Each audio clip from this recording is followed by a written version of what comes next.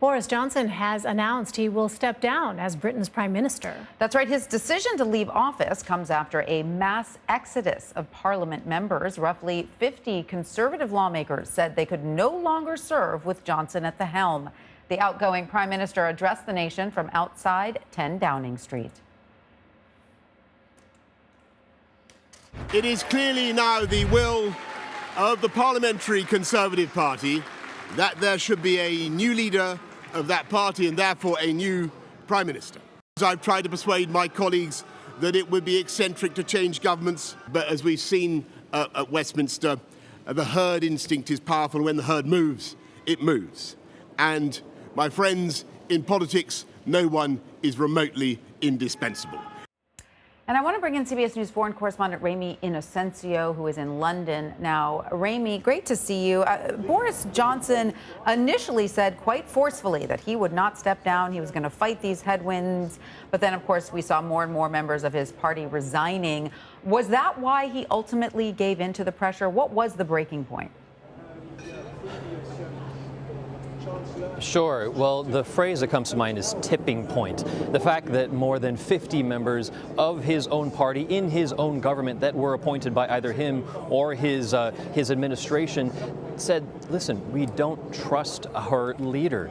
He has no integrity. These are words, these are phrases that have been floated over the past 2 days when we have been on Boris Johnson watch on whether will he or won't he actually leave 10 Downing Street. But it's more a question also of the function of government. The fact that so many ministers have resigned, the government, many say, just hasn't been able to function properly to serve the needs of the people. And then that goes to the survivability of the entire Conservative Party. The fact that so many people hitched their political futures onto Boris Johnson now that his ship has basically sunk. They say we have to cut ties in order to survive this, and that's why they're now looking ahead to the next election within their party to choose their leader and potentially the next prime minister. So they're looking ahead, but Ramy, as you know, Boris Johnson has said he will remain in office until the Conservative Party elects a new leader. The question is, how effective can he really be if everyone essentially knows he's on his way out? Sure. Well, he definitely still will retain all the powers that he had before today's resignation. So the power of the purse, the power to potentially declare war if he wanted to. With that said, he might have the power, but he actually doesn't have the authority anymore. So the question is, one, how long will he stay in power? It could be through the fall when elections in the Conservative Party for the next leader could happen anytime between now and then. There is a move, though, to push that to something as soon as possible, potentially as early as next weekend. As much so before July 22 when Parliament actually goes onto their summer recess. But some people also fear that, what if he does stay in power? Maybe he might try to pull something, maybe declare some kind of war. These are some people who are out there just expressing their fears that Boris Johnson has pulled ideas in the past, pulled behavior in the past to prolong his time in office. So there's a fear here that, they're saying, get him out now. Let's start with a new clean slate. All right. We'll all be watching very closely to see what his next move is. Ramy Inocencio, looks like you're outside 10 Downing Street there. Ramy, thank you so much.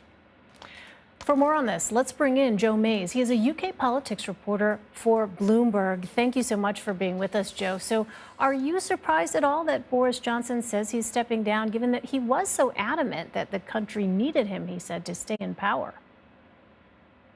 No, I'm not surprised. I think Boris Johnson realized the game was up later than most people, but he saw the writing was on the wall. He would have lost a confidence vote of his MPs had he tried to stay in power. So he's kind of finally done the dignified thing of saying he's going to step down. I mean, this morning he was struggling to fill roles in his government. His administration was effectively paralyzed. We had legislation stalling in the House of Commons because they didn't have government ministers to look at that legislation. So that's why something had to change, and that's why we saw that statement from Boris this morning. We know he now continues in this kind of effectively interim capacity. It'll be interesting to see how much he can actually do, given he's effectively a lame duck prime minister at this point. It's all eyes on who's coming next. We have that leadership contest to look forward to this summer.